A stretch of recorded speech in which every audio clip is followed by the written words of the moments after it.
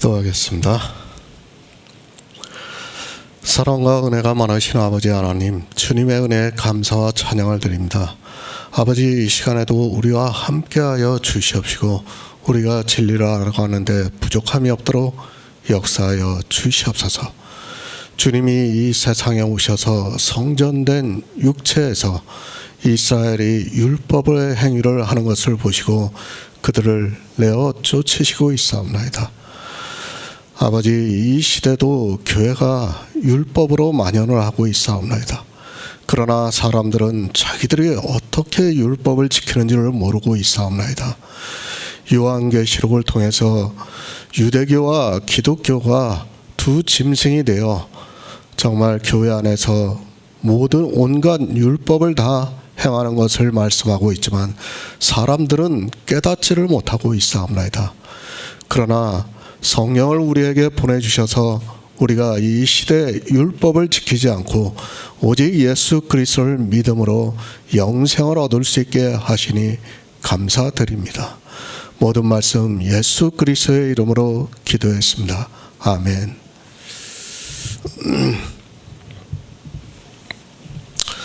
요한복음 2장 16절을 보겠습니다.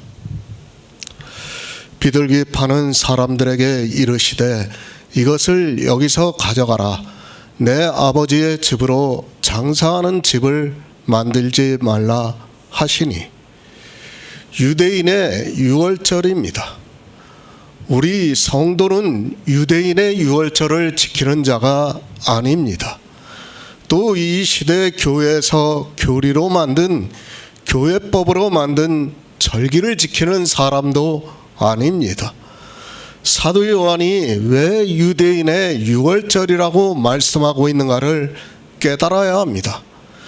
그것은 율법을 지키고 있는 성전에서 율법을 지키고 있는 유대인들은 구원을 받을 수 없다는 것을 의미하고 있는 말씀입니다. 우리 성도입니다. 사도 바울이 명절을 지키자고 말씀을 하고 있습니다. 그런데 어떤 명절을 지키는가 하면 묵은 누룩도 말고 괴악하고 악독한 누룩도 말고 오직 순전함과 진실함에 누룩 없는 떡으로 하자고 말씀을 하고 있습니다. 하지만 사람들은 성경을 보면서도 어떻게 명절을 지켜야 하는 줄을 모르고 있고 유대인의 유월절과 같이 율법의 행위에 빠져 있습니다. 성경은 생명에 대해서 말씀하고 있습니다. 하나님께서 우리에게 성경을 주신 것은 이 성경을 보고 영생을 얻게 하기 위해서라고 말씀을 하고 있습니다. 그러나 유대인들은 성경을 보고 유대인의 유월절을 지켰다고 말씀을 하고 있습니다. 성경을 상고해서 영생을 얻어야 하는데 그들은 유대인의 유월절을 지킴으로 해서 율법주의에 빠져 사망의 길로 가고 말았다는 것을 말씀하고 있습니다. 역시 마찬가지입니다. 종교가 되면 똑같이 되게 되어 있습니다. 유대인들이 그들의 유월절을 지킨 것과 같이 이 시대 역시 기독교라는 종교가 만든 교리에 의해서 교회법에 의해서 절기를 지키고 있습니다. 그 절기를 지키면서 수많은 율법의 행위가 성행을 하고 있지만 자기들이 무엇을 하고 있는지조차 모르고 살아가고 있습니다. 우리 성도입니다.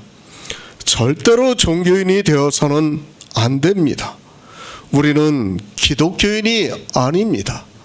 마치 하나님을 믿으면 다 기독교인인 것으로 생각을 하고 있습니다. 우리는 절대로 기독교인이 되어서는 안 됩니다.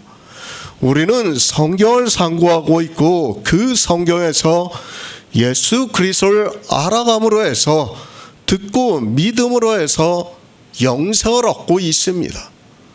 율법을 지키지 마시기 바랍니다. 어느 것 한 가지라도 지키면 안 됩니다.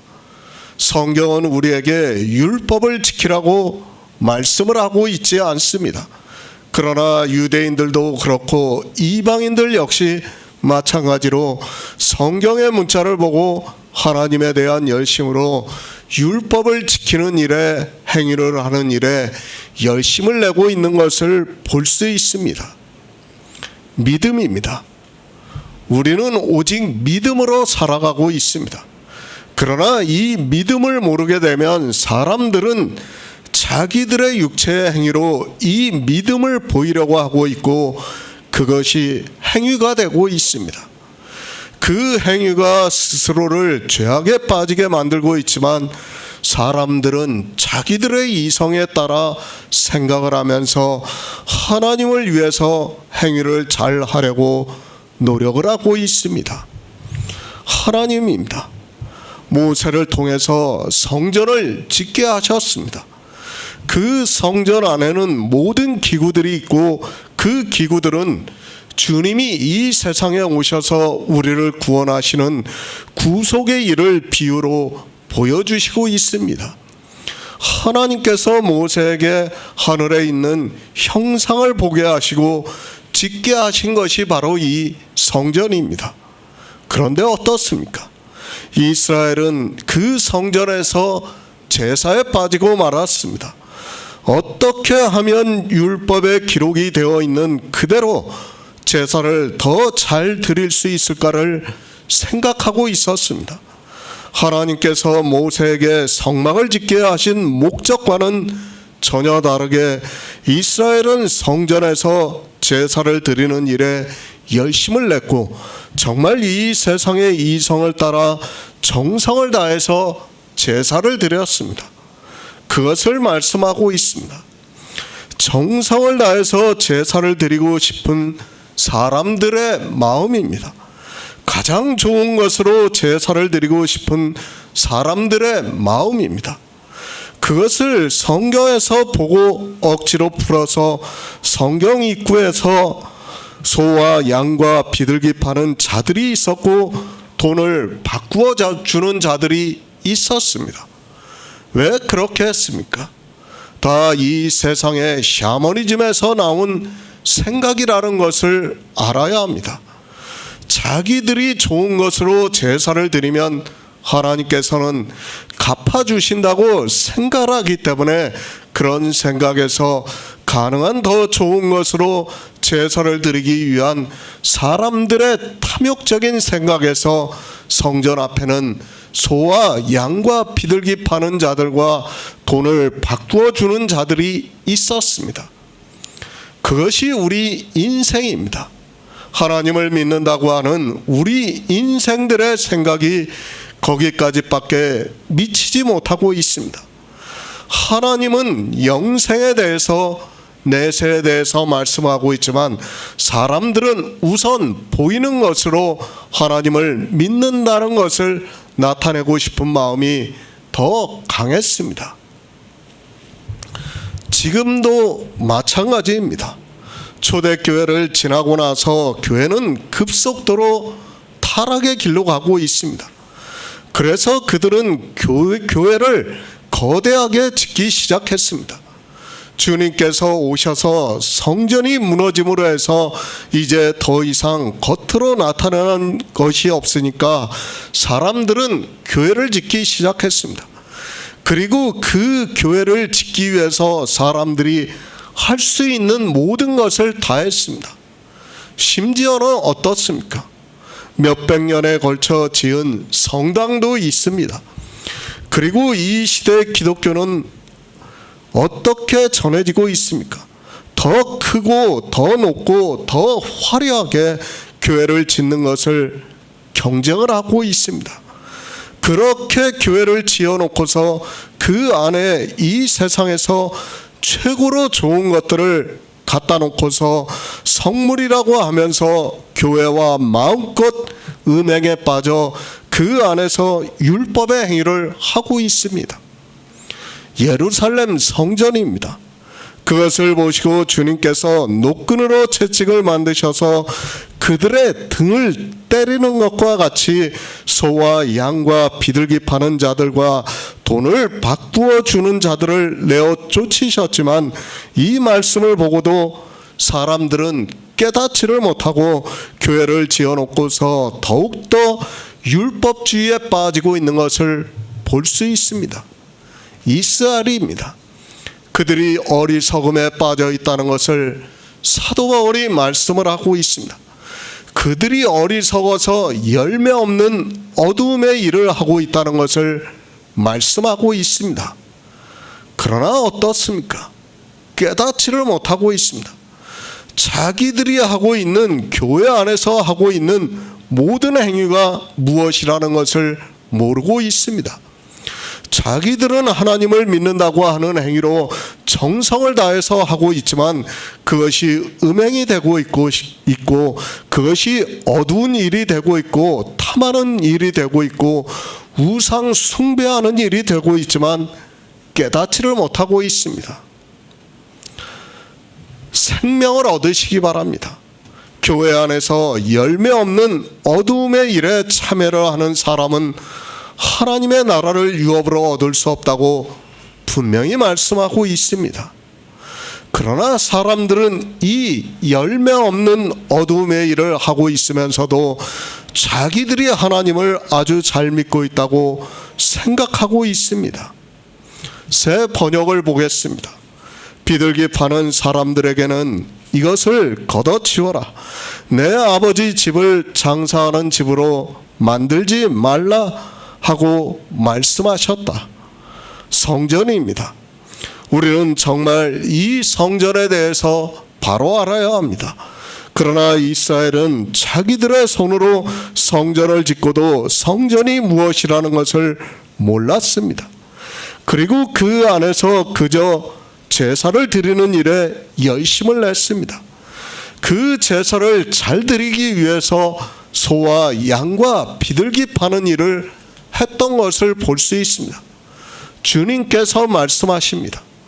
내 아버지 집을 장사하는 집으로 만들지 말라고 말씀을 하고 있습니다.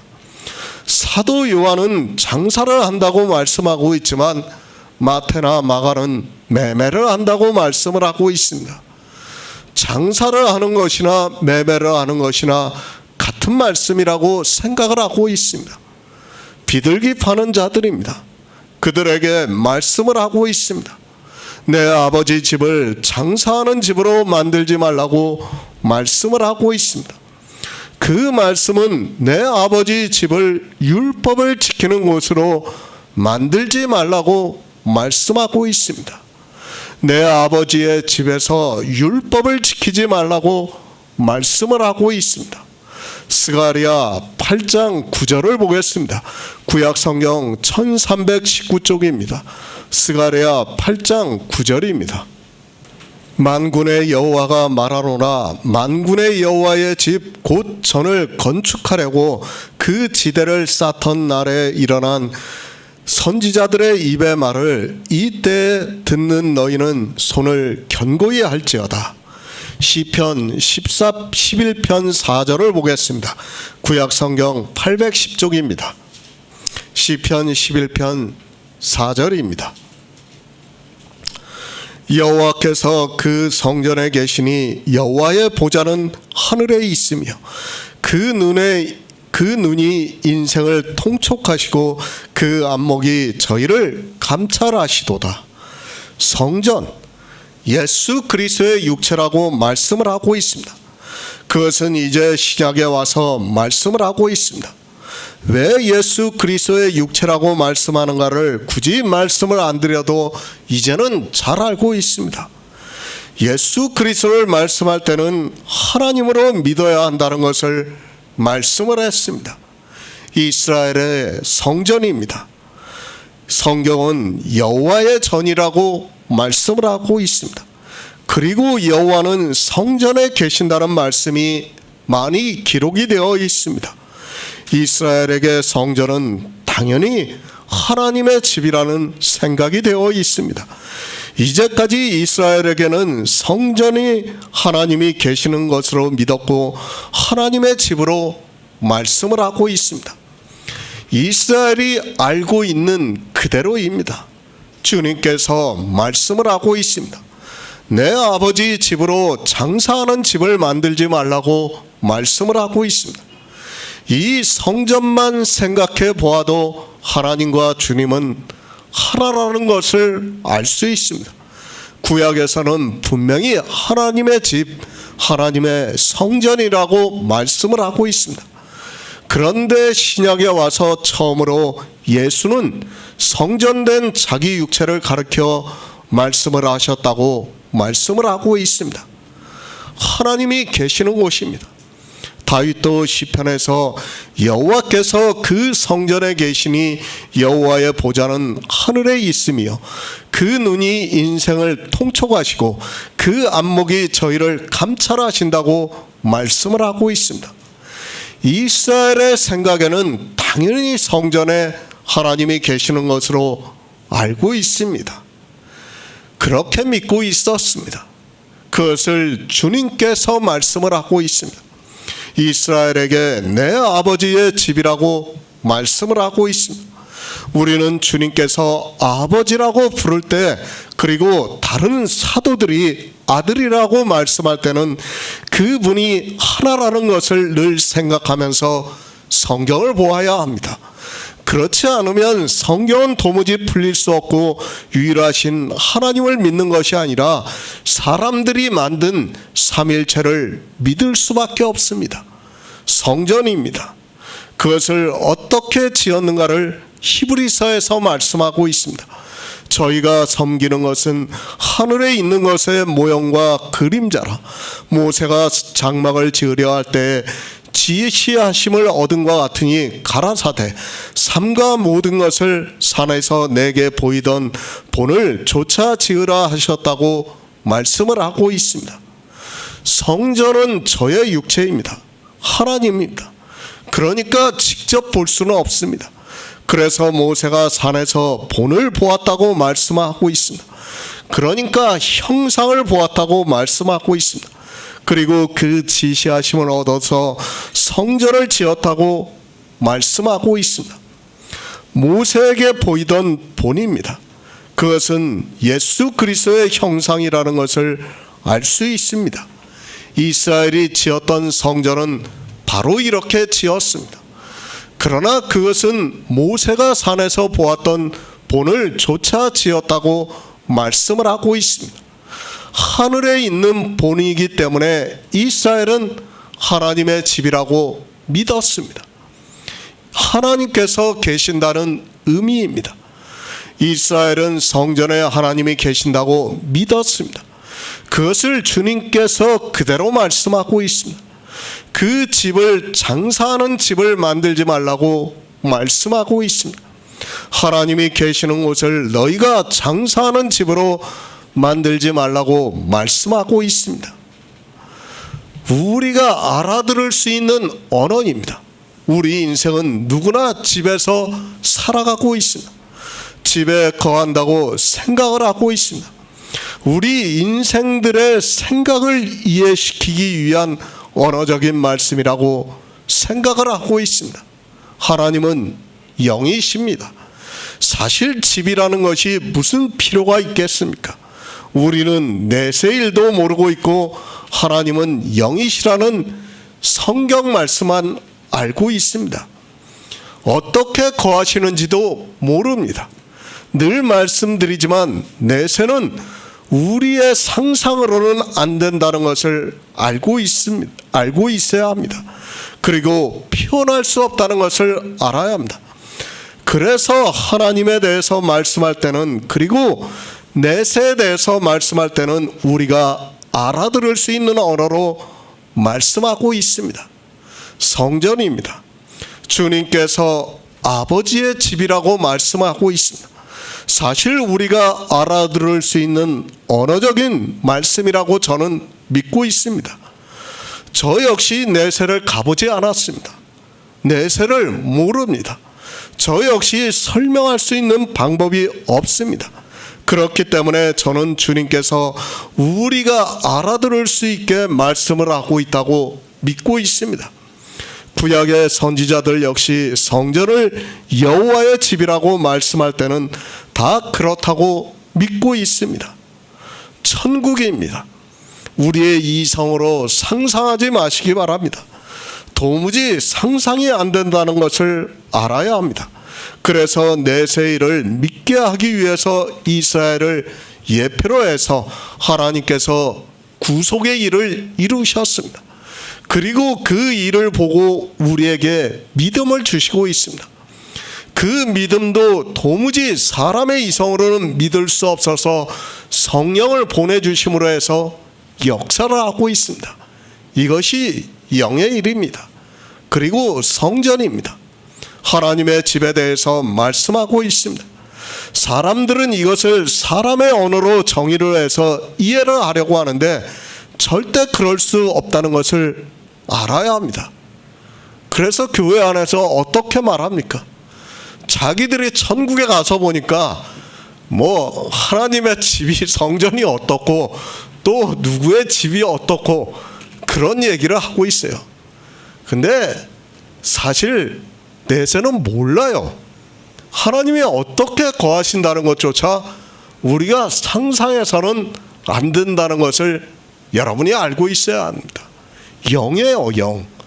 말씀 그대로 영이기 때문에 우리는 우리 인생의 언어로는, 생각으로는 그것을 표현할 수도 없고 말할 수도 없다는 것을 여러분이 알고 있어야 됩니다. 오직 믿음입니다. 이 믿음으로 역사를 하지 않으면 우리는 성경을 볼 수 없다는 것을 알아야 합니다.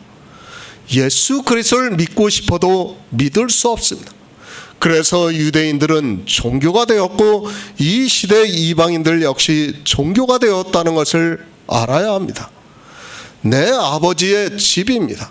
주님께서 물론 이스라엘이 손으로 지은 보이는 성전을 말씀하고 있습니다. 그러나 그것은 모세가 지시하심을 조차 지은 것이라고 말씀하고 있습니다.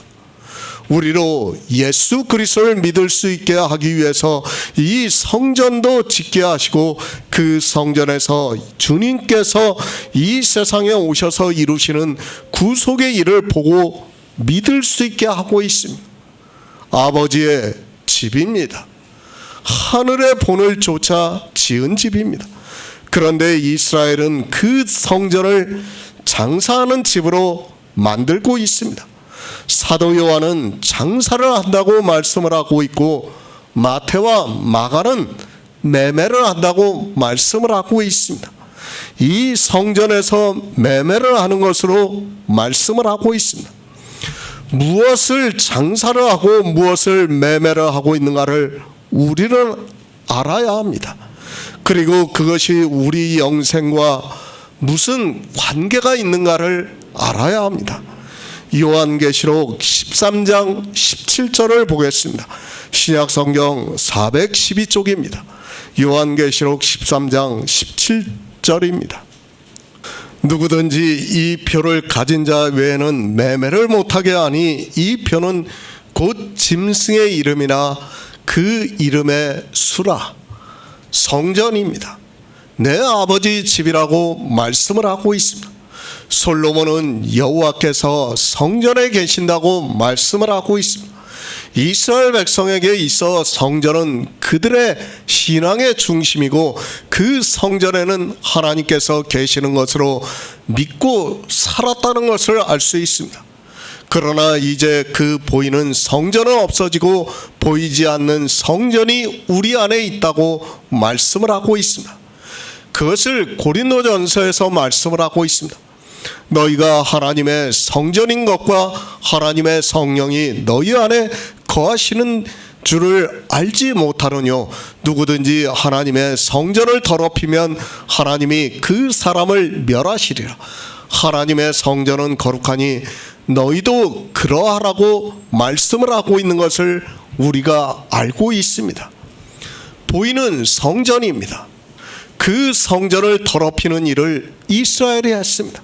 그래서 주님께서는 노끈으로 채찍을 만드셔서 소와 양과 비둘기 파는 자들과 돈을 바꾸어 주는 자들을 다 내어 쫓으셨다고 말씀을 하고 있습니다. 그러면서 주님께서 여기서 이것을 가져가라. 내 아버지 집으로 장사하는 집을 만들지 말라고 말씀을 하고 있습니다. 이스라엘입니다. 그들은 우리의 예표라는 것을 알아야 합니다. 그들을 통해서 하나님은 우리의 육을 통해서 우리의 영의 일을 말씀을 하고 있습니다.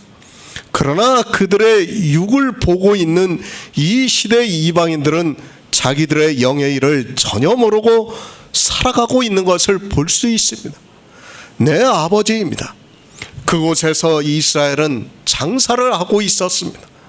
왜 장사를 했는가 하면 율법을 지키기 위해서 장사를 했다고 말씀을 하고 있습니다. 마태와 마가는 매매를 했다고 말씀을 하고 있습니다.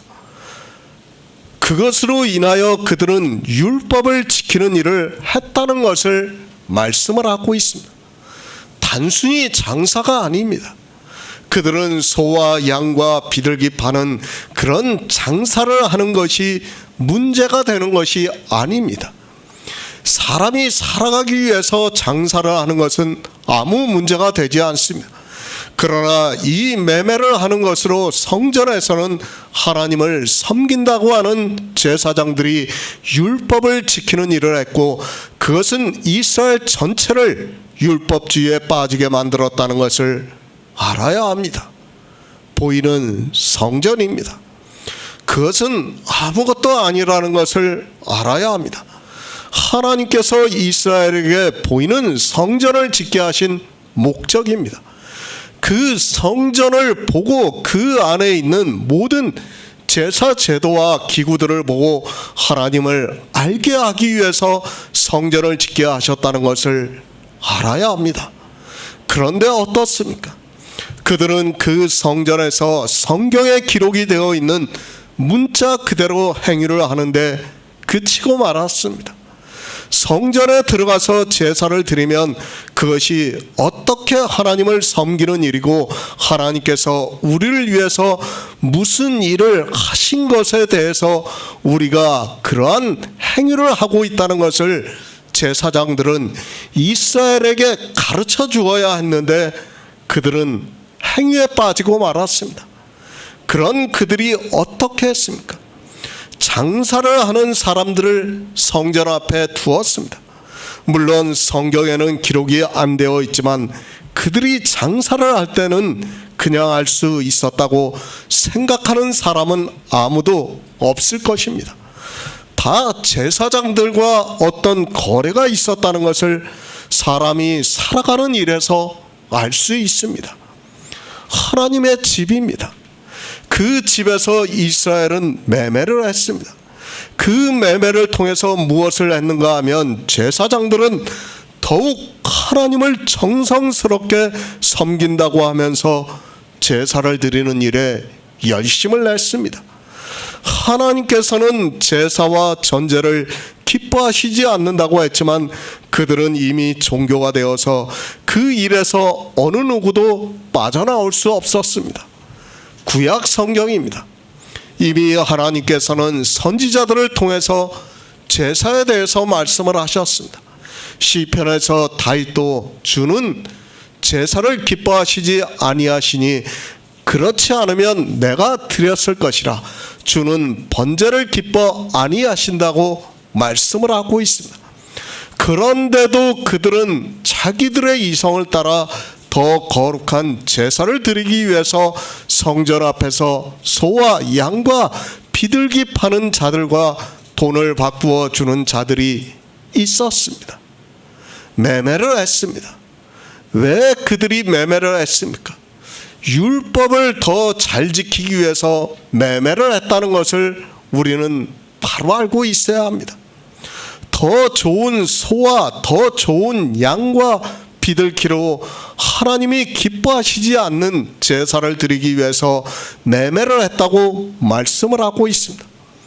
그것을 보고 주님께서 노끈으로 채찍을 만들어서 그들을 쫓아내시고 있는 것을 볼 수 있습니다. 요한계시록입니다. 13장에서 짐승 2마리가 나오고 있습니다.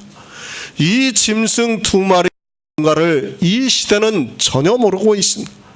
자기들은 짐승이 아니라고 말을 하고 있고 자기들이 이야기하고 있는 다른 곳을 짐승이라고 말하고 있습니다. 이 짐승에 대해서는 이미 말씀을 했습니다. 이렇게 TV 프로 같은 데 보면 그 신학자들이 나와서 이야기하는 것을 볼 수 있어요. 그러면 이 두 번째 짐승에 대해서는 거의 다 신학자들이 뭐라고 하냐면 그 이제 로마의 그 황제들, 네로라든지 기독교를 핍박했던, 그러니까 초대교회 성도들을 핍박했던 그런 황제들을 가지고 마치 짐승인 것처럼 이야기를 하고 있어요. 그리고 기독교는 또 누구를 갖다 이야기하느냐면 천주교를 갖다 짐승이라고 하고 있어요.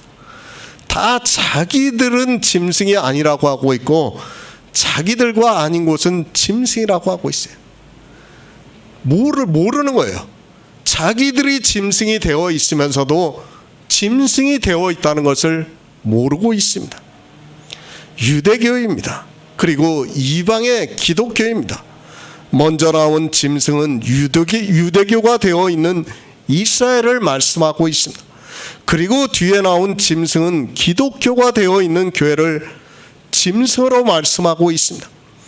이 두 짐승이 표를 주고 매매를 한다고 말씀을 하고 있습니다. 짐승입니다. 어떤 매매를 하게 하고 있습니까? 이스라엘이 성전에서 제사를 드리기 위해서 매매를 했습니다. 다시 말씀을 드리면 율법을 지키게 하기 위해서 매매를 했습니다. 매매는 바로 이와 같이 율법을 지키게 하는 것을 비유적으로 말씀을 하고 있습니다. 율법입니다. 이스라엘이 율법을 지켰습니다. 그리고 주님이 오시고 난 후에 주님께서 십자가를 지시고 3일 만에 영으로 부활하시고 난 후에 하늘에 올라가셨습니다. 초대교회가 시작이 되었고 사도들은 성령을 받아서 이방에 복음을 전하는 일을 했습니다. 그런데 어떻게 되었습니까? 사도들이 복음을 전하는 그때에 벌써 가만히 들어온 거짓 이단이 교회 안에 들어왔다고 말씀을 하고 있습니다. 그들은 사람의 이성으로 들어와 있는지도 모를 정도로 교회 안에 가만히 들어와 있었고 그들로 하여금 율법이 교회 안에서 지켜지게 되었다고 말씀하고 있습니다. 서기 150년입니다. 그때를 전후로 이방의 교회는 급속도로 율법주의에 빠지고 말았다는 것을 알아야 합니다.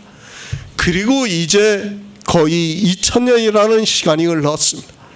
지금의 교회를 보면 요한계시록의 말씀이 실감이 나고 있습니다. 어느 한 교회도 율법을 지키지 않는 교회가 없는 것으로 보여지고 있습니다. 율법을 안 지킵니까? 그런 교회가 있으면 말씀해 보시기 바랍니다. 저는 아직까지 그런 교회를 보지 못했습니다. 매매하고 있습니다. 교회는 율법을 지키고 있습니다. 짐승 2마리에 의해서 교회는 이미 다 율법주의가 되었다는 것을 알아야 합니다.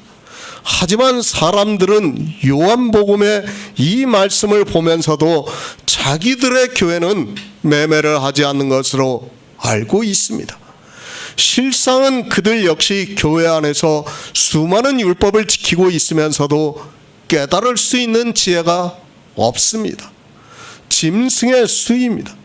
지금 이 시대의 기독교 안에 있는 모든 사람은 짐승의 수를 받아 있습니다. 그들은 그 안에서 하나님을 믿는다고 하면서 매매를 하고 있다는 것을 알아야 합니다. 제사를 드리는 것과 같이 예배를 드리고 있고 그 예배 안에는 수많은 율법이 들어가 있다는 것을 전혀 모르고 있습니다. 하나님의 집입니다. 이스라엘은 그 집이 매매를 하는 집으로 바뀌고 말았습니다. 그것은 율법을 지키고 있다는 것을 비유적으로 말씀을 하고 있습니다. 그들은 율법을 더 잘 지키기 위해서 성전 앞에서 소와 양과 비둘기 파는 자들과 돈을 바꾸어 주는 자들이 있었습니다. 성경입니다. 그대로 된다는 것을 알아야 합니다. 사도 요한이 요한계시록에서 본 환상이 그대로 이루어지고 있다는 것을 알아야 합니다. 이미 유대인들은 그들의 유월절에 성전에서 매매를 하고 있었습니다. 그러니까 유대교라는 짐승이 되어서 매매를 하고 있었고, 그 매매를 하는 것으로 율법을 지키는 일에 열심을 냈다는 것을 알아야 합니다. 성경을 보면 뭐합니까? 영의 일이 안 보이면 그는 소경과 다름이 없다는 것을 알아야 합니다. 이제 요한복음 9장에서 나면서부터 소경인 사람을 주님께서 고쳐주시고 있습니다. 이제 그때 가서 말씀하겠지만 그 사람은 우리 인생 전체를 대표하는 거예요. 우리 인생은 영의 일에 있어서 나면서부터 소경이라는 것을 예표로 보여주시면서 표적으로 나타내신 것입니다. 고린도전서 3장 17절을 보겠습니다. 신약성경 266쪽입니다. 고린도전서 3장 17절입니다. 누구든지 하나님의 성전을 더럽히면 하나님이 그 사람을 멸하시리라. 하나님의 성전은 거룩하니 너희도 그러하니라. 보이는 성전입니다. 이스라엘은 그 보이는 성전에서 매매를 하면서 그들의 이성을 따라 하나님께 정성을 다해서 제사를 드리고자 했습니다. 그것이 다 율법의 행위가 되어서 점점 더 율법주의로 빠져 들어가고 있었지만 어느 누구도 그것을 깨달을 수 있는 지혜가 없었습니다. 제사장입니까? 그가 무엇을 하는 사람입니까? 그것을 베드로전서 2장에서 말씀하고 있습니다. 오직 너희는 택하신 족속이요 왕같은 제사장들이요 거룩한 나라요 그의 소유된 백성이니 이는 너희를 어두운 데서 불러내어 그의 기이한 빛에 들어가게 하신 자의 아름다운 덕을 선전하게 하려 하심이라고 말씀하고 있습니다. 이스라엘의 제사장입니다. 그들은 하나님께서 왜 자기들을 제사장 삼으셨는가를 전혀 모르고 있는 사람들입니다. 율법에서 벗어나야 하는데 율법을 더 잘 지키기 위해 있는 제사장들이었습니다. 성전에서 제사장으로 있으면 그들은 예수 그리스도의 기이한 빛에 들어가게 하신 덕을 선전을 해야 하는데 율법을 지키는 일에 열심을 내고 있었습니다. 매매를 하는 자들입니다. 그들이 왜 있었다고 생각을 합니까? 만약에 제사장들이 자기들이 해야 하는 일을 바로 알고 있었다면 주님이 오셔서 노끈으로 채찍을 만들어서 성전에서 매매하는 자들을 내어 쫓으시기 전에 그들이 먼저 했어야 하는 일이라는 것을 알아야 합니다. 그런데 어떻습니까? 그들은 이미 짐승이 되어 있었습니다. 유대교라는 짐승으로 변해 있었고 그 짐승이 그들 모두를 율법주의에 빠지게 만들어 버렸습니다. 영생의 문제입니다. 짐승의 표를 받아 매매를 하는 자는 구원을 받지 못한다는 것을 이 시대 교인들이 다 알고 있습니다. 문자적으로는 다 알고 있지만 그러나 짐승의 표가 무엇이라는 것도 모르고 매매를 어떻게 하는 줄도 모르고 있습니다.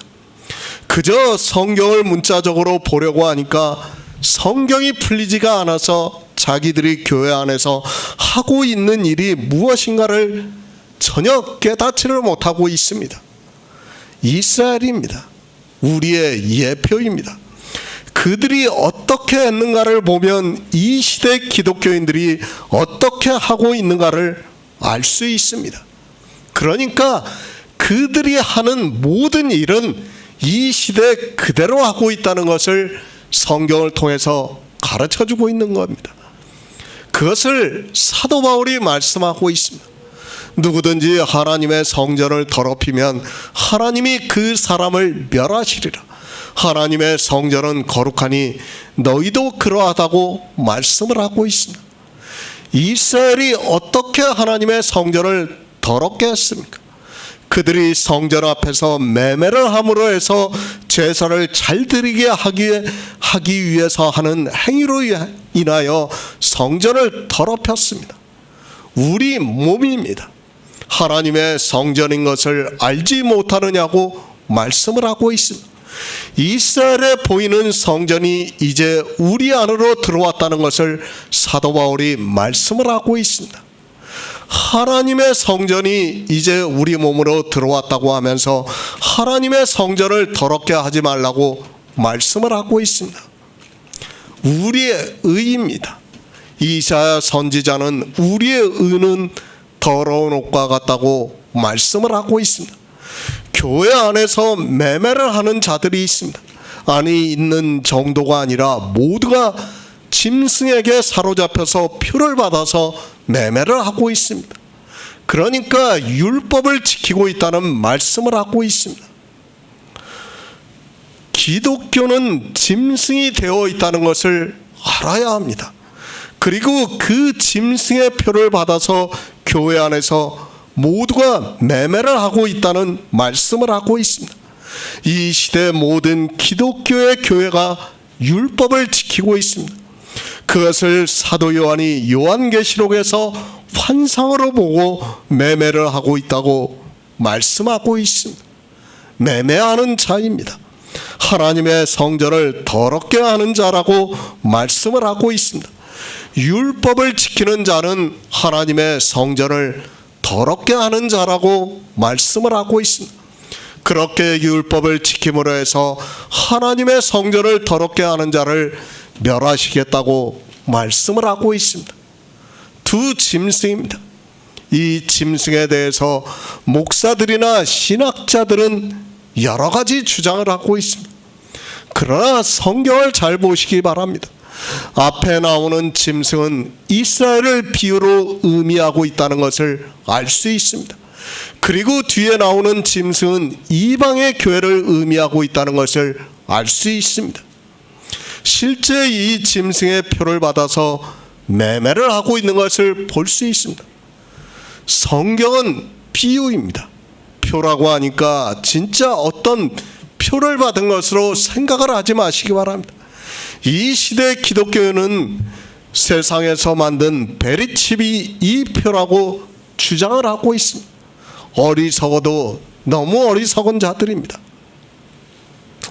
성경이 이 세상의 일을 말씀하고 있습니까? 교회 안에 있는 일입니다.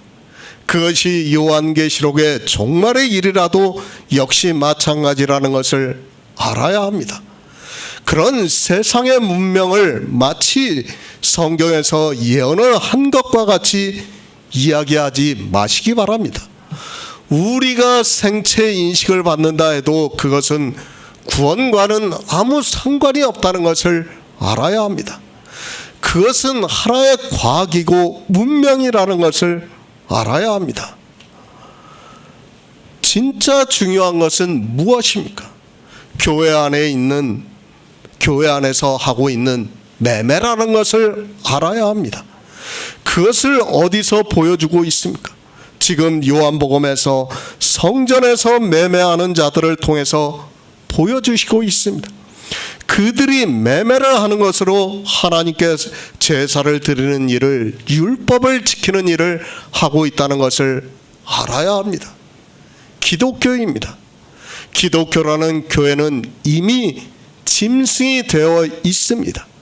이스라엘이 성전 앞에서 장사를 해서 매매를 해서 율법을 지키는 것과 같이 지금 이 시대 교회 안에서 하고 있는 모든 예배는 수많은 율법이 들어가 있다는 것을 알아야 합니다.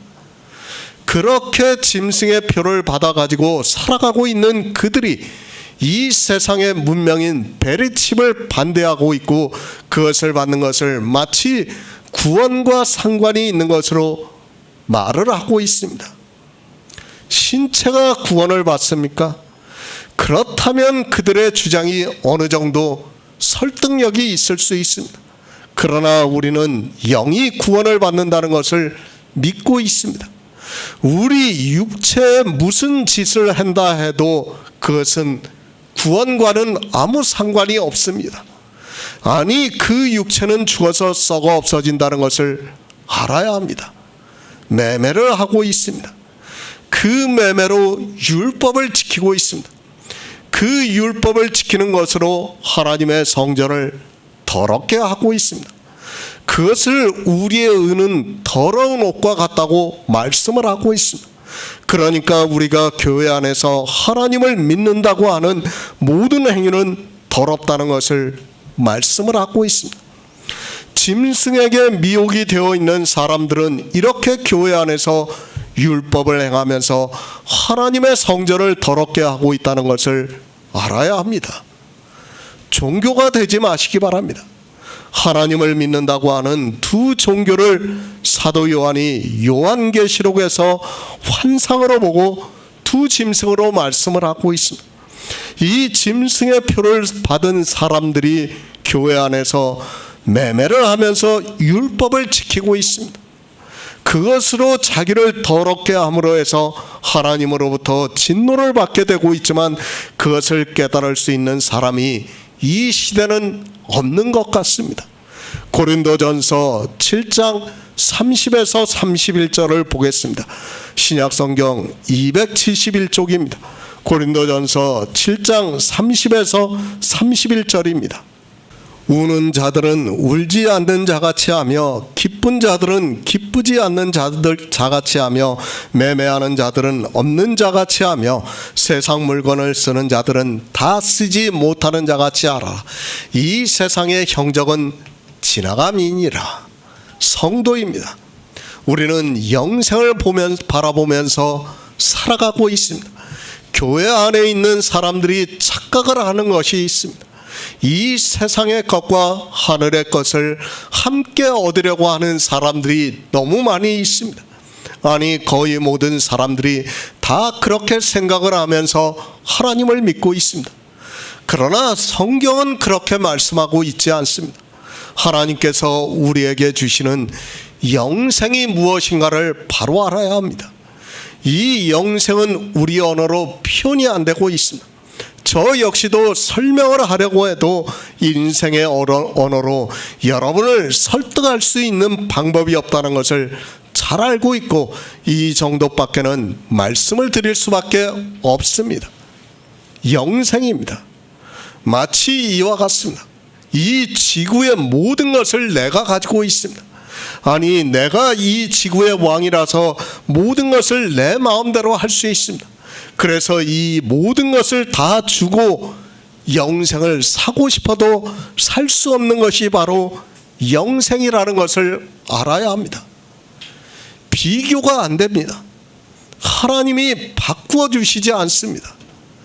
정말 제가 표현을 다 할 수 없고 우리가 깨달을 수 없어서 그렇지 영생이라는 것은 정말 우리가 상상하기도 힘들고 어마어마하다는 것을 알아야 합니다. 이 세상 어느 것으로도 비교할 수 없다는 것을 알아야 합니다. 그렇기 때문에 우리가 우리에게 믿음으로만 역사를 하고 있어요. 그 믿음이 어떻다고요? 실상이 된다는 것을 성경은 우리에게 말씀하고 있습니다. 우리 성도가 은혜로 받는 영생입니다. 그 영생을 받은 성도는 다른 것에 그 영생을 받은 성도가 다른 것에 욕심을 부린다면 그것은 성경에서 말씀을 하는 탐욕에 불과하다는 것을 알아야 합니다. 우리는 이미 모든 것을 다 받았습니다. 그래서 사도 바울이 내가 예수 그리스도와 함께 십자가에 못 박혀 죽었다고 말씀하고 있습니다. 그런데 어떻습니까? 교회 안에 있는 자들은 하나님을 믿는다고 하면서 탐욕에 찌들어 있는 것을 볼 수 있습니다. 사람이기 때문에 우리는 끊임없이 우리 안에서 그런 욕심이 일어나는 것은 어쩔 수 없습니다. 그러나 어떻습니까? 그것을 죽이라고 성경에서 말씀하고 있습니다. 영생을 얻은 성도는 그렇게 살아가야 한다는 것을 말씀하고 있습니다. 그것을 사도 바울이 고린도전서에서 말씀을 하고 있습니다. 우는 자들은 울지 않는 자같이 하며 기쁜 자들은 기쁘지 않은 자같이 하며 매매하는 자들은 없는 자같이 하며 세상 물건을 쓰는 자들은 다 쓰지 못하는 자같이 하라. 이 세상 형적은 지나감이라고 말씀을 하고 있습니다. 그러니까 지금 이 말씀도 교회 안의 일을 말씀하고 있어요. 교회 안에서 우는 자들, 기쁜 자들, 매매하는 자들, 세상 물건을 쓰는 자들에게 말씀하고 있는 겁니다. 없어진다는 말씀입니다. 그 없어지는 것에 마음을 두고 있는 사람은 예수 그리스도를 믿는 사람이라고 말할 수 없습니다. 아니, 마음은 두지 않을 수 없겠지만 그것을 자기 육체로 하려고 가지려고 하는 사람은 예수 그리스도를 믿지 않는 사람이라고 말할 수 있습니다. 매매를 할 수 있습니다. 우리는 교회 안에서 얼마든지 율법을 지킬 수 있습니다. 그러나 예수 그리스도를 믿는 성도는 어떻게 하고 있습니까? 율법을 지킬 수 있지만 매매할 것이 없어서 매매를 못하는 것과 같이 율법을 지키지 않고 살아가고 있다고 말씀하고 있습니다. 그렇지 않습니까? 우리도 얼마든지 할 수 있는 일이에요. 그거는. 그러나 사도 바울이 우리에게 말씀하고 있어요. 매매하지 않는 자같이 살아가라고 말씀하고 있습니다. 우리 성도입니다. 우리 역시 육체를 가지고 있기 때문에 교회 안에서 얼마든지 율법을 지키면서 살아갈 수 있습니다. 그러나 하지를 않고 있습니다. 왜 하지 않는가 하면 그것이 바로 영생과 관계가 있기 때문에 하지 않는다고 말씀을 하고 있습니다. 내가 의롭습니까? 율법을 정말 잘 지켰습니까? 그것을 가지고 하나님 앞에 갈 수 있습니까? 그렇다면 우리는 정말 열심을 다해서 율법을 지켜야 합니다. 그런데 성경은 그렇게 말씀하지 않고 그것은 이 세상에서 지나가 버린다고 말씀하고 있습니다. 장사하지 마시기 바랍니다. 율법을 지키지 말라는 말씀을 하고 있습니다. 왜 율법을 지키지 말아야 하는가 하면 그것을 지킨 것이 하나라도 남아서 하늘에 우리가 가져갈 수 있다면 당연히 지켜야 합니다. 그러나 마치 안개와 같이 그림자와 같이 사라진다고 말씀을 하고 있습니다. 그리고 그것이 악이라는 것을 우리 성도는 이미 알고 있습니다. 국어가 이해가 안 됩니까? 이 세상 형적은 다 지나간다고 말씀을 하고 있습니다. 그리고 썩어 없어진다고 말씀하고 있습니다. 우리가 교회 안에서 하고 있는 모든 율법의 행위가 그렇다는 것을 말씀하고 있습니다. 그것이 우리 인생이라는 것을 알아야 합니다. 그런데 매매를 하면 뭐합니까? 아니, 장사를 해서 하나님께 정말 정성껏 제사를 드리면 뭐합니까? 그것이 남아있다면 그리고 천국에 가서 하나님 앞에서 그것을 이야기할 수 있다면 당연히 해야겠지만 아무것도 남아있지 않고 가져갈 수 없는데 그것이 무슨 의미가 있겠습니까? 우리 인생입니다. 더구나 하나님을 믿는 사람입니다. 누구나 다 선하게 살고 싶어 하고 있고 의롭게 살고 싶어 한다는 것을 알아야 합니다. 굳이 율법이 아니더라도 우리는 하나님을 믿기 때문에 그렇게 살려고 노력을 하고 있습니다. 그렇지 않습니까? 그렇지 않다고 이야기하는 사람이 있다면 그는 정말 악한 사람이고 아무것도 모르는 사람이라는 것을 알아야 합니다. 그런데 매매를 합니다. 거기에 마치 휘발유를 끼얹고 불을 붙이는 것과 같다는 것을 알아야 합니다. 그렇지 않아도 하나님의 성도로서 잘 살고 싶은 우리에게 율법을 지키라고 하는 것은 마치 불구덩이에 섭을 지고 들어가라고 하는 것과 같다는 것을 알아야 합니다. 하나님의 성전입니다. 이스라엘은 장사하는 집으로 만들고 말았습니다. 그것이 이스라엘만의 일이라고 생각을 하지 마시기 바랍니다. 사도 바울이 고린도전서에서 하나님의 성전을 더럽히지 말라고 말씀을 하고 있습니다. 이스라엘에 보이는 성전이 이제 우리 안에 들어왔습니다. 그런데 교회 안에 있는 사람들이 이스라엘과 같이 하나님의 성전을 더럽히고 있습니다. 어떻게 더럽히고 있습니까? 교회 안에서 매매를 하고 있다는 말씀입니다. 그러니까 율법을 지키고 있다는 말씀을 하고 있습니다. 이 세상 형정은 다 지나가 사라져버리고 있는데 사람들이 깨닫지 못하고, 아니 예수 그리스도를 모르니까 믿지를 못하고 매매를 함으로 해서 그렇게 되고 있다고 말씀을 하고 있습니다. 우리의 의입니다. 우리가 율법을 지키는 행위입니다. 이사야 선지자가 더럽다고 말씀을 하고 있습니다. 그 더러운 것으로 이 시대 기독교인들은 행위에 열심을 내면서 의롭다고 생각을 하고 있고, 그것을 하나님을 믿는 성도의 도리라고 하면서 강요를 하고 있습니다. 요한복음입니다. 이스라엘에게만 하는 말씀이 아닙니다. 지금 이 시대를 살아가고 있는 우리에게 똑같이 하고 있는 말씀입니다. 그것을 사도 바울이 하나님의 성전을 더럽게 하지 말라고 말씀을 하고 있습니다. 매매를 함으로 해서 하나님의 성전이 더러워지면 하나님께서 너희를 멸하신다고 말씀을 하고 있습니다. 주님께서 노끈으로 채찍을 만드셨어요. 그리고 그들을 때리시는 것과 같이 말씀을 하셨어요. 지난주에 우리가 잠언의 말씀을 알고 있지 않습니까? 어리석은 자의 등을 때린다고 말씀을 하고 있습니다. 그런데 사람들이 깨닫지를 못하고 있어요. 우리가 성경을 볼 때는 바로 알아야 돼요. 주님께서 이스라엘의 성전에서 그들을 때렸다면 이 시대 우리 기독교인들의 등을 때린다는 것과 같다는 것을 알아야 합니다. 똑같이 행하고 있다는 것을 알아야 돼요. 유대인들이 했던 행위들은 지금 이 시대 우리 이방인들이 그대로 하고 있다는 것을 가르쳐 주는 거예요.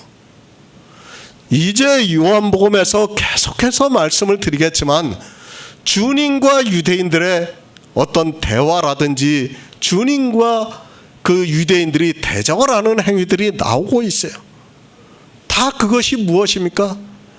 이 시대 기독교인들이 교회 안에서 똑같이 그렇게 하고 있다는 것을 가르쳐주고 있는 거예요. 그런데 사람들은 깨닫지를 못하고 있어요. 어떻게 생각합니까? 유대인들은 예수 그리스도를 안 믿었고 자기들은 예수 그리스도를 믿는다고 생각을 하고 있습니다. 그것이 얼마나 어리석은 생각이라는 것을 모르고 그렇게 말을 하고 있어요. 왜 그런 생각을 합니까? 삼위일체 사상 때문이에요. 하나님이, 예수 그리스도가 하나님이라는 것을 알면, 그분이라는 것을 알면 유대인이 예수 그리스도를 안 믿은 것과 지금 이 시대 우리가 하나님을 안 믿은 것과 같다는 것을 알아야 돼요. 유대인들이 하나님을 안 믿었습니까? 그들은 하나님 믿었어요. 믿는다고 했지만 어땠습니까? 실제로는 믿지 않았다고 말씀을 하고 있어요. 마찬가지예요. 이 시대 기독교인들이 예수 그리스도를 믿는다고 하지만 어떻게 하고 있습니까? 안 믿는다는 거예요. 그것을 유대인을 통해서 가르쳐 주신 거예요. 그런데 성경을 보면서도 아무런 의식이 없습니다. 그 일에 더욱 열심을 내고 있습니다. 하나님의 성전을 더럽게 하는 일을 하면서 하나님을 믿는다고 말을 하고 있습니다. 짐승이 되어 있는 기독교는 교회 안에서 수많은 매매를 하고 있으면서도 그것이 무엇이라는 것을 알지 못하고 있고, 그것으로 하나님으로부터 멸하심을 받는데도 아주 담대하게 열심을 내고 있습니다. 요한복음 2장 17절을 보겠습니다. 제자들이 성경 말씀에 주의 전을 사모하는 열심이 나를 삼키리라 한 것을 기억하더라. 새 번역을 보겠습니다. 제자들은 주님의 집을 생각하는 열정이 나를 삼킬 것이다 하고 기록한 성경 말씀을 기억하였다. 이스라엘의 성전입니다. 그것은 보이는 성전입니다. 그러나 이제는 그 성전이 없어졌습니다. 주님께서 이 보이는 성전에서 이스라엘이 매매를 하고 율법을 지키는 것을 보시고 그 성전을 돌 위에 돌 하나도 남지 않게 무너뜨리라고 말씀을 하심으로 해서 로마에 의해서 완전히 회파가 되고 말았습니다. 그 성전입니다. 완전히 사라졌다고 생각을 하지 마시기 바랍니다. 사도 바울이 우리에게 말씀하고 있습니다. 너희가 하나님의 성전인 것을 알지 못하느냐고 말씀하고 있습니다. 보이는 성전이 이제 우리 안으로 들어옴으로 해서 우리가 하나님의 성전이 되었다고 말씀하고 있습니다. 이스라엘입니다. 그들은 보이는 성전에서 매매를 했습니다. 그러니까 율법을 지켰다고 말씀을 하고 있습니다. 우리 이방인입니다. 우리 안에 하나님의 성전이 들어왔다고 말씀하고 있습니다. 그런데 사도 바울의 말씀과 같이 너희가 하나님의 성전을 더럽히고 있다고 말씀을 하고 있습니다. 하나님의 성전을 더럽히는 자를 하나님께서 멸하시겠다고 말씀을 하고 있습니다. 얼마나 무서운 말씀입니까? 우리가 하나님의 성전을 어떻게 더럽히고 있습니까? 율법을 지킴으로 해서 하나님의 성전을 더럽히고 있다고 말씀을 하고 있습니다. 성전을 보면서도 이런 의미를 전혀 모르고 이 시대 기독교인들은, 아니 이제까지 기독교인들은 모두가 율법을 지키는 일에 열심을 냈습니다. 어느 정도의 열심입니까? 이스라엘과 같이 하나님께 좋은 것으로 제사를 드리기 위해 소와 양과 비둘기 파는 자들과 돈을 바꾸어 주는 자들이 있는 것과 같이 자기 육체로 법을 지키는 일에 최선을 다하고 있습니다. 하나님의 성전에서 행위에 열심을 내면서 보이는 모습으로 거룩하게 보이려고 교회 안에서 정말 그런 행위에 열심을 내고 있습니다. 목사들은 어떻습니까? 거룩하게 보이려고 가운을 입고 있습니다. 그리고 성가대도 거룩한 찬양을 부르기 위해서 가운을 입고 있습니다. 교회인들은 하나님 앞에 간다고 하면서 모두가 정장을 입고 있습니다. 저도 열심히 있을 때는 정말 양복을 드라이를 맡겼다가 일요일에 입었습니다. 왜 그렇게 했습니까? 하나님을 잘 믿고 싶은 마음이 너무도 강했기 때문에 할 수만 있다면 모든 것을 다해서 하나님을 믿고 싶었기 때문입니다. 그것이 우리 인생들의 마음이라는 것을 알아야 합니다. 그렇게 우리는 하나님을 믿는다고 하면서 율법의 행위에 빠져서 헤어나오지를 못하고 있습니다. 성전입니다. 그 성전에서 주님께서 유대인의 유월절에 올라가셨습니다. 그리고 매매를 하는 자들을 노끈으로 채찍을 만드셔서 성전에서 내어 쫓으시고 있는 것을 볼 수 있습니다. 내 아버지 집으로 장사하는 집을 만들지 말라고 말씀하고 있습니다. 율법을 지키는 행위를 하지 말라고 말씀하고 있습니다. 율법을 지키는 행위입니다. 하나님께서는 우리에게 율법을 지키지 말라고 말씀을 하고 있습니다. 하나님께서 율법을 반포하신 목적은 율법을 보고 죄를 깨닫고 하나님의 은혜를 구하라고 반포를 하셨습니다. 그리고 주님께서 이 율법을 다 지키심으로 해서 그의 의로 우리가 의롭다 하심을 얻는다는 것을 말씀하고 있습니다. 또한 하나님께서는 율법에 다 의미를 두시고 그 율법대로 하시겠다고 말씀을 하고 있습니다. 하나님의 성전입니다. 그 성전에서 이스라엘은 예수 그리스도를 알아야 합니다. 그런데 이스라엘은 그렇게 하지를 못했습니다. 그리고 그 성전을 장사하는 집으로 만드는 이스라엘을 보고 직접 이 세상에 오셔서 주의 전을 사모하는 것을 우리에게 보여주시고 있습니다. 시편 69편 9절을 보겠습니다. 구약성경 851쪽입니다. 시편 69편 9절입니다. 주의 집을 위하는 열성이 나를 삼키고 주를 회방하는 회방이 내게 미쳤나이다. 예수 그리스도입니다. 우리는 성경을 잘 보아야 합니다. 성경은 누구에 대해서 기록했는가를 알아야 합니다. 우리가 이런 예언의 말씀을 보고 이것이 또 실제 이루어짐을 보고 예수 그리스도를 믿을 수 있다는 것을 알아야 합니다. 그런데 이 시대는 성경에 이렇게 인용이 된 말씀만 보고 있어서 성경을 바로 풀 수 있는 사람이 거의 없습니다. 아니, 이단이라고 합니다.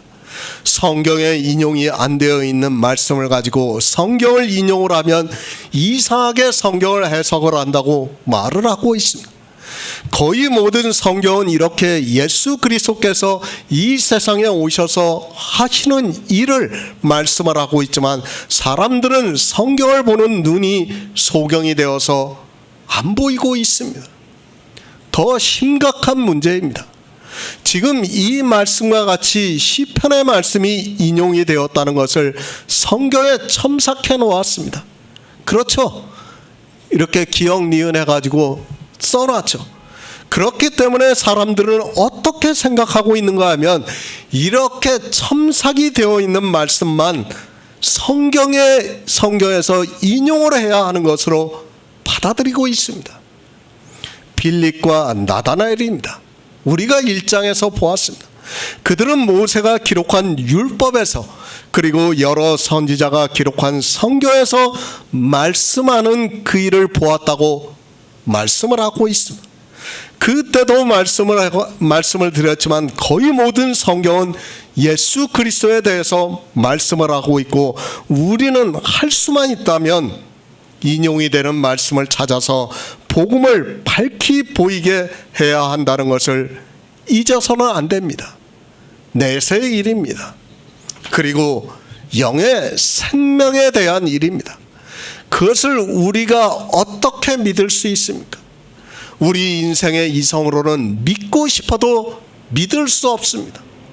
그러나 성경이 이렇게 예언의 말씀을 성취하는 것을 보고 우리가 믿을 수 있다는 것을 알아야 합니다.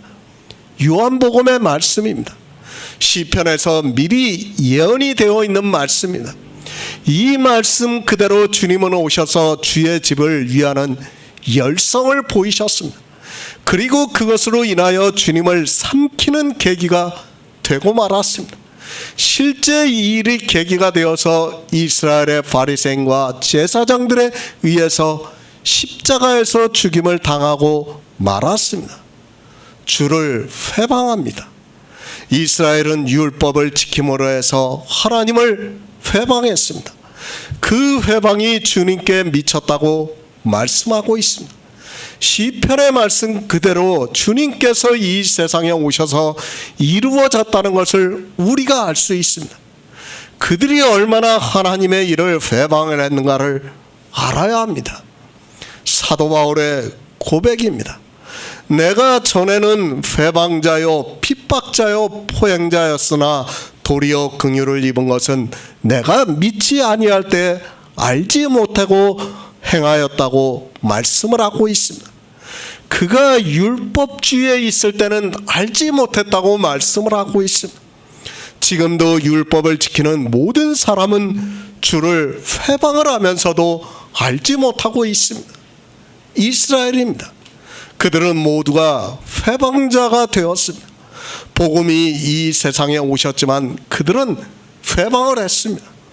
주님이 오셔서 하는 일마다 반대를 하고 회방을 했다는 것을 우리가 성경을 통해서 충분히 알 수 있습니다. 이스라엘이 하나님의 일을 얼마나 회방을 했는가를 아니 그렇게 한다는 것을 이미 시편에서 예언을 하고 있습니다. 지금은 다릅니까? 역시 마찬가지입니다. 지금의 교회는 모두가 율법주의가 되었습니다. 주님께서는 주의 전을 사모하고 있습니다. 그 성전이 더럽혀지는 것을, 그 성전에서 매매하는 것을 참지 못하시고 노끈으로 채찍을 만들어서 그들을 쫓아내셨습니다. 주의 열성입니다. 시편의 예언 그대로 주님은 이 세상에 오셔서 가장 먼저 성전에 오셔서 주의 전을 사모하는 열성을 보여주셨습니다. 그들이 그 안에서 율법을 지키는 것을 보고 그들의 어리석음을 깨닫게 하기 위해서 노끈으로 채찍을 만들어서 쫓아내셨지만 그것이 도리어 주님을 삼키는 일이 되었다고 말씀하고 있습니다. 지금도 마찬가지입니다. 이 시대라고 다르다고 생각하지 마시기 바랍니다. 사도 바울이 내가 전에 회방자였다고 말씀하고 있습니다. 무슨 말씀입니까? 시편의 말씀과 같이 우리를 구원하시고자 하는 하나님의 일을 회방하는 자로 살아가고 있었다고 말씀하고 있습니다. 다시 말씀을 드립니다. 유대인들이 회방을 했으면 이 시대 기독교인들 역시 회방을 하고 있다는 것을 받아들여야 돼요. 성경이 그렇다고 하면 그런 거예요. 더군다나 주님이 이 세상에 오셔서 노끈으로 채찍을 만들어서 이스라엘이 성전에서 매매를 하는 것을 채찍을 휘둘르셨다면 이 시대 역시 마찬가지라는 것을 알아야 합니다. 다만 그 성전이 어떻게 됐어요? 이제는 우리 안에 들어와 있는 거예요. 우리 안에 들어와 있는데 그것을 우리가 어떻게 하고 있습니까? 이 육체로 율법을 지키고 있다고 사도 바울이 말씀하는 거예요. 똑같다는 것을 알아야 돼요. 그런데 사람들은 성경을 어떻게 해석합니까? 자의적으로 해석해요. 자기들에게 좋은 쪽으로만 해석을 하고 있어요. 성경은 제가 늘 말씀을 드리지만 이스라엘을 예표와 경계로 해서 우리 이방인들에게 가르쳐주고 있는 말씀이에요. 그러면 그들이 그렇게 했으면 우리 이방인들이 똑같이 그렇게 하고 있다는 것을 받아들여야 됩니다. 주님이 채찍을 만드시고 때리셨다면 우리 이방인들인 내가 맡고 있다는 것을 받아들여야 돼요. 내가 왜 맡고 있는가를 고민을 해야 돼요. 생각해야 돼요. 그리고 지혜를 구해야 한다는 말씀입니다. 그런데 그렇게 하지를 않고 있습니다. 사도 바울이 고백하고 있지 않습니까? 자기가 회방자로 살았다고 말씀을 하고 있습니다. 그가 무엇으로 하나님을 회방했습니까? 자기가 바리새인이고 율법의 의로는 흠이 없는 자라고 말씀을 하고 있습니다. 그는 하나님의 성전에 가서 율법을 지키는 회방자로 살아가고 있었다는 것을 성령이 오시고 난 후에 깨달았다고 말씀하고 있습니다. 지금도 마찬가지입니다. 이 시대도 성령이 오시지 않으면 절대로 깨달을 수 없습니다. 자기가 주님을 믿는다고 하면서 교회 안에서 회방자로 살아가고 있으면서도 알지 못하고 있기 때문에 그 일에 열심을 내고 있다는 것을 알아야 합니다. 이 시대 모든 교회가 이스라엘과 같이 율법을 지키는 일을 하고 있습니다. 율법을 지키고 있습니다.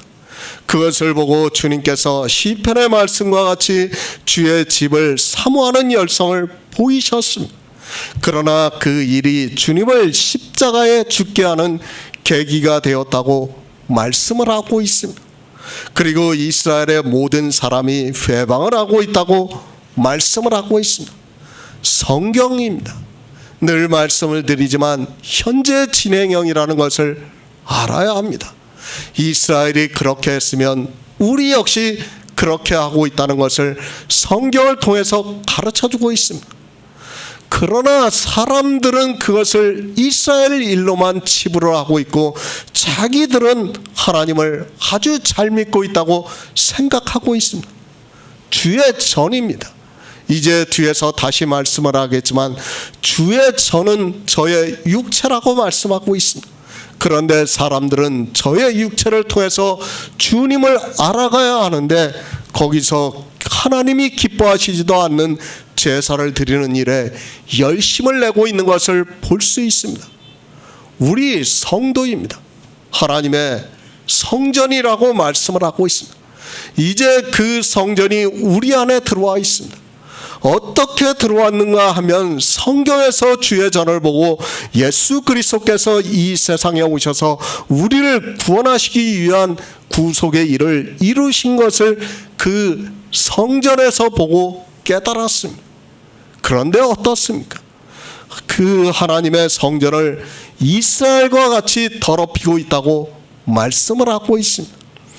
이스라엘은 그래도 성경에 기록이 되어 있는 문자 그대로 더럽히는 일을 했다면 이 시대는 성경에 없는 것을 교회 안에 끌어들여와 완전히 종교를 만들어서 더럽게 하고 있습니다. 제자들입니다. 제자들이 성경 말씀에 주의 전을 사모하는 열심이 나를 삼키리라 한 것과 같이 기억하더라고 말씀을 하고 있습니다. 우리가 1장을 보았습니다. 빌립과 나다나엘과 같은 사람은 정말 성경을 많이 상고한 사람입니다. 그리고 모세가 기록한 율법에서 여러 선지자들이 기록한 성경에서 예수 그리스도를 보았습니다. 시편의 말씀입니다. 저는 그렇게 믿습니다. 다른 사람은 모르겠지만 빌립과 나다나엘은 시편의 말씀을 알고 있었다고 생각을 하고 있습니다. 그래서 사도 요한이 제자들이 성경 말씀에 주의 전을 사모하는 열심이 나를 삼키리라 한 것을 기억하더라고 말씀을 하고 있습니다. 성경 말씀입니다. 다시 말씀드리지만 우리는 할 수만 있다면 빌립과 나다나엘과 같이 성경을 보아야 합니다. 그리고 이 시대에 우리가 성경을 볼 때도 그와 같이 보아야 합니다. 그러면 우리가 어떤 말씀을 보더라도 그 말씀을 보고 성경 말씀에 있는 것을 기억할 수 있습니다. 예수 그리스도의 말씀입니다. 우리는 성경에서 가능한 모든 말씀을 기억해야 합니다. 물론 모든 성경 말씀을 다 기억할 수는 없습니다. 그러나 이 말씀을 기억해야 성경을 바로 풀 수 있다는 것을 알아야 합니다. 이 시대는 성경을 그저 그 문장의 문자로 보고 있습니다. 기억하지를 않고 있습니다. 아니, 인용 자체를 하지 않고 있습니다. 신학자들이 성경을 편찬하면서 각주로 달아놓은 것만 인용이 되는 것으로 알고 성경을 보다 보니까 그 이상을 생각을 하지 않고 있습니다. 아니, 이 각주가 성경인 것으로 오해를 해서 내가 다른 말씀을 인용을 하면 안 되는 것으로 생각을 하고 있습니다. 각주입니다. 성경 밑에 달려있는 참고 내용입니다. 그것을 성경으로 받아들이지 마시기 바랍니다. 그것은 성경이 아닙니다. 어느 신학자들이 성경을 편찬하면서 자기들이 알고 있는 것만 성경에 이렇게 각주로 달아놓았습니다. 자기들이 모르는 것은 각주로 달아놓지 않았다는 것을 알아야 합니다. 정말 바로 알아야 합니다. 사도 요한이 성경을 기록할 때 이 각주를 달았다고 생각하지 마시기 바랍니다. 사도 요한은 우리가 보고 있는 성경에서 제목이라든지 밑에 인용이 되어 있는 말씀이라든지 이런 각주를 전혀 달아놓지를 않았습니다. 그런데 후세의 사람들이 성경을 편찬하면서 이렇게 각주를 달아놓았습니다. 그러니까 사람들이 어떻게 생각합니까? 마치 이것을 성경으로 생각을 하고 있어요. 그리고 이렇게 인용이 된 것만 인용이 되는 것으로 알고 있어요. 이건 성경이 아니에요. 우리는 바로 알아야 됩니다. 성경을 볼 때 저도 예전에는 정말 이런 거를 몰랐어요. 그러나 성경을 보다 보니까 제목이라든지 각주라든지 밑에 첨부 내용이라든지 이런 것들은 다 성경이 아니라는 것을 알게 되었습니다. 후세 신학자들이 자기들이 알고 있는 것만 해놓은 거예요. 그러니까 어떻게 됩니까? 마치 이 시대 사람들은 성경을 보면서 그것도 마치 성경인 것으로 생각을 하고 있는 거예요. 그것이 사람들을 소경으로 만들고 있지만 깨닫지를 못하고 있습니다. 진리를 아는 일입니다. 그것에 있어서 이 각주가 얼마나 방해가 된다는 것을 알아야 합니다. 성경에 첨삭이 되어 있는 제목이라든지 이 각주로 인하여 사람들이 성경을 더 깊이 상고할 수 없게 만들어 놓았습니다. 그것을 마치 성경으로 생각을 해서 그 이상을 생각을 하면 안 되는 것으로 만들었고, 실제 이 시대 목사들이 성경을 그렇게 보고 있다는 것을 알아야 합니다. 성경입니다. 다시 말씀드리지만 텍스트만 보시기 바랍니다. 말씀 외에 각주라든지 그리고 제목이라든지 그런 것은 가능한 보지 마시기 바랍니다. 그것은 하나님이 선지자들로 말미암아 기록한 말씀이 아니라 사람들이 자기들의 이성에 따라 하나님에 대한 열심으로 그렇게 성경을 편찬했다는 것을 알아야 합니다. 주님의 제자들입니다. 주님께서 유월절에 예루살렘에 가셔서 소와 양과 비둘기 파는 자들과 돈을 바꾸어 주는 자들을 성전에서 내어 쫓으시는 것을 보았습니다. 그리고 그들은 시편의 말씀을 생각하면서 주의 전을 사모하는 열심이 나를 삼키리라 한 것을 기억했다고 말씀하고 있습니다. 성경 말씀입니다. 우리는 늘 상고를 하면서 살아가야 합니다. 그래야 우리도 기억할 수 있다는 것을 알아야 합니다. 우리가 다른 말씀을 볼 때 성경 말씀을 알면 그 말씀이 인용이 되었다는 것을, 그 말씀이 선지자가 예언을 한 말씀이라는 것을 기억할 수 있습니다. 이렇게 기억하는 성도만이 예수 그리스도를 믿을 수 있다는 것을 알아야 합니다.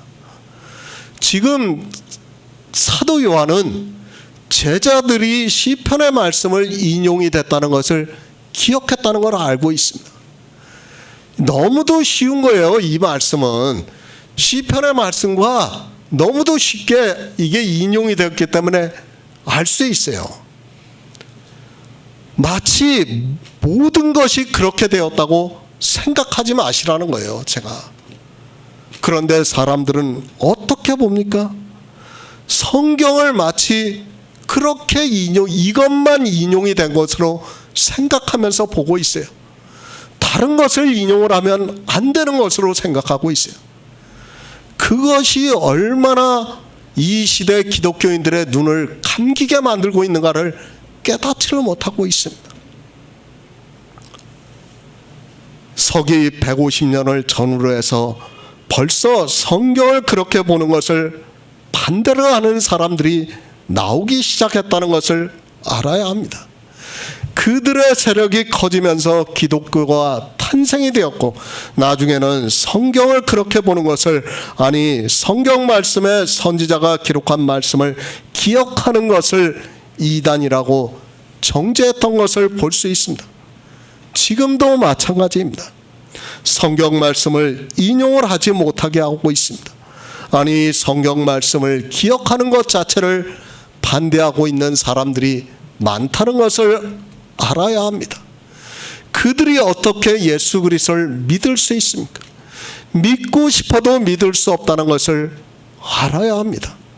디모데후서 2장 8절을 보겠습니다. 신약성경 344쪽입니다. 디모데후서 2장 8절입니다. 나의 복음과 같이 다윗의 시로 죽은 자 가운데서 다시 살으신 예수 그리스도를 기억하라. 성경 말씀입니다. 너희가 영생을 얻고자 성경을 상고하거니와 이 성경이 곧 내게 대해서 기록했다고 이제 5장에서 주님께서 직접 말씀을 하고 있습니다. 우리는 먼저 성경을 상고해야 합니다. 지혜를 구하면서 성경을 상고해야 합니다. 그리고 그 성경에서 예수 그리스도를 보아야 합니다. 좀 억지입니까? 억지라고 하지 마시기 바랍니다. 성경 말씀에서 예수 그리스도를 볼 수 있다면 최소한 잘못된 길로 가지 않을 수 있습니다. 그러나 사람들은 성경에서 예수 그리스도께서 이 세상에 오셔서 하신 일에 대해서 전혀 모르고 있습니다. 모든 성경은 거의 예수 그리스도에 대해서 말씀하고 있지만 사람들은 그 성경이 먼저 풀어지지가 않고 있습니다. 구약의 율법입니다.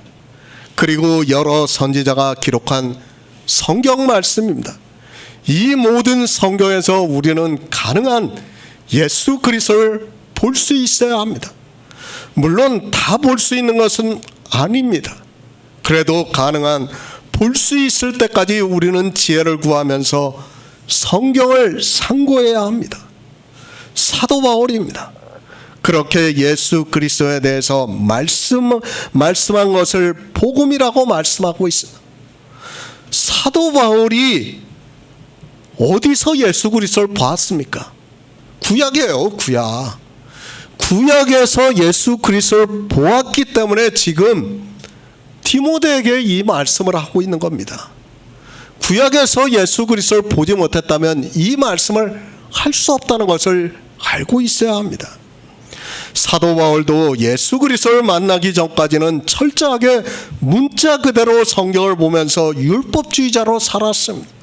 그러나 주님을 만난 후에는 그는 성경에서 복음을 볼 수 있는 계시를 받았다고 말씀을 하고 있습니다.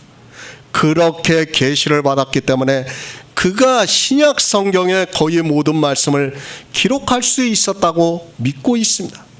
나의 복음입니다. 사도 바울은 구약 성경에서 복음을 보았습니다. 그렇기 때문에 예수 그리스도를 어느 누구보다도 더 강하게 전할 수 있었습니다. 그렇게 구약 성경에서 예수 그리스도를 본 성도는 다른 성경을 보면서도 예수 그리스도를 볼 수 있다는 것을 말씀하고 있습니다. 디모데에게 말씀하고 있습니다. 내가 너에게 복음을 전했다고 말씀을 하고 있습니다. 그 복음과 같이 다윗의 시로 죽은 자 가운데서 다시 살으신 예수 그리스도를 기억하라고 말씀하고 있습니다. 지금 신약 성경이 기록이 안 되어 있는 때예요. 구약 성경만 보고 지금 사도 바울이 디모데에게 복음을 전한 것을 말씀하고 있는 겁니다. 거기서 예수 그리스도를 증거를 했다는 거예요. 이렇게 기억하고 있는 성도만이 예수 그리스도를 믿을 수 있다는 것을 말씀하고 있습니다. 우리는 기억해야 합니다. 성경의 문자를 아는 것은 아무 의미가 없다는 것을 알고 있습니다. IQ가 높은 사람이 있습니다. 기억력이 좋은 사람이 있습니다. 그런 사람들을 보면 정말 성경의 모든 말씀을 잘 기억하고 있는 것을 볼 수 있습니다. 그러나 우리가 바로 알아야 하는 것은 그런 기억력은 아무 의미가 없다는 것을 알아야 합니다. 이제 요한복음을 우리가 계속 강해를 하겠지만은 유대인들을 보면 성경 말씀을 다 알았다는 것을 우리가 알 수 있어요. 성경 말씀을 가지고 문자 그대로 예수님을 대적하는 거예요. 그들이 그렇게 기억하는 것은 아무 의미가 없다는 거예요. 뭐예요? 성경 말씀에서 예수 그리스도를 알아서 기억해야 한다는 말씀이에요. 지금 사도 바울이 그 말씀을 하고 있는 겁니다. 주님께서 이 세상에 오셔서 하실 일에 대해서 선지자들이 기록을 했습니다. 그러나 그 성경을 보고도 그것이 주님에 대한 말씀이라는 것을 모르면 아무리 요한복음의 말씀을 보아도 기억할 수 없다는 것을 알아야 합니다. 그러니까 지금 기억했다는 말씀은 구약에서 율법이나 선지자들이 기록한 말씀에서 예수 그리스도를 증거하고 있는 말씀들을 기억했다는 말씀이에요. 우리는 그것을 기억해야지 구약의 성경의 문자를 기억해서는 안 돼요. 그것은 아무 의미가 없다는 것을 여러분이 알고 있어야 됩니다. 시편 63편 6절을 보겠습니다. 구약 성경 846쪽 시편 63편 6절입니다. 내가 나의 침상에서 주를 기억하며 밤중에 주를 묵상할 때 하오리니. 에스겔 선지자의 파수꾼에 대한 말씀이 있습니다. 주님께서 이 세상에 오셔서 악하다고 말씀을 한다고 말씀을 하고 있습니다. 그러나 에스겔 선지자의 파수꾼에 대한 말씀을 보고 그것이 주님이 오셔서 하실 일이라는 것을 아는 사람은 없습니다. 파수꾼에 대한 말씀은 문자적으로는 너무도 잘 알고 있지만 그것이 주님께서 이 세상에 오셔서 하실 일이라는 것을 모르면 그것은 기억하는 것이 아닙니다. 이제 7장에 가서 이 말씀을 갖다 다시 말씀을 드리겠지만은 인용이 안 되어 있어요. 주님께서 악하다고 말씀을 하고 있지만은 그 말씀이 에스겔 선지자의 말씀을 인용해서 말씀을 하고 있지만은 인용을 안 하고 있어요. 왜 인용을 못 합니까? 기억하지 모르기 때문에 인용을 못 하고 있다는 거예요. 내가 세상을 악하다고 했다고 말씀을 하고 있습니다. 그런데 파수꾼의 말씀을 보고 그것이 주님이 하실 일이라는 것을 모르고 있다면 요한복음의 말씀을 보고도 에스겔 선지자의 말씀을 기억할 수 없다는 것을 분명히 알고 있어야 합니다. 성경의 문자입니까? 그것을 아는 것을 가지고 기억한다고 하지 마시기 바랍니다. 그리고 겨우 성경에 인용이 되어 있는 것을 보면서 기억한다고 하지 마시기 바랍니다. 빌립과 나다나엘은 모세가 기록한 율법에서 그리고 여러 선지자들이 기록한 성경에서 예수 그리스도에 대해서 말씀한 것을 기억하고 있었기 때문에 주님을 만나자마자 그가 그리스도라는 것을 알 수 있었습니다. 기억하는 것은 그렇게 중요합니다. 그런데 어떻게 기억을 하는가에 따라서 달라질 수 있습니다. 이 시대도 마찬가지입니다. 우리가 성경에서 그 의미를 알고 기억을 하면 믿음에 든든히 설 수 있습니다. 그러나 그저 성경의 문자를 알고 기억하면 믿고 싶어도 믿을 수 없다는 것을 알고 있어야 합니다. 그래서 시편에서 내가 나의 침상에서 주를 기억하며 밤중에 주를 묵상할 때 하오리이다 라고 말씀을 하고 있습니다. 성경 말씀입니다. 먼저 그 의미를 알아야 합니다. 그리고 하나님께서 말씀을 하시고자 하는 뜻을 알고 기억해야 합니다. 하지만 이 시대는 그저 성경의 문자를 아는 것으로 그것을 기억하는 것으로 자기들이 하나님을 믿고 있다고 생각을 하고 있습니다. 이스라엘 백성은 어려서부터 성경을 보고 성경에 있는 거의 모든 말씀을 기억했지만 그것이 도리어 그들을 사망의 길로 끌고 갔다는 것을 알고 있어야 합니다. 성경 말씀입니다. 모든 말씀은 예수 그리스도에 대해서 말씀을 하고 있습니다. 문자적으로 그렇다는 것이 아니라 의미적으로 그렇다는 말씀을 하고 있습니다. 성령의 인도하심으로 그 의미를 기억하고 있는 성경은 다른 성경을 보면서 예수 그리스도를 믿는 믿음에 든든히 설 수 있다고 믿고 있습니다.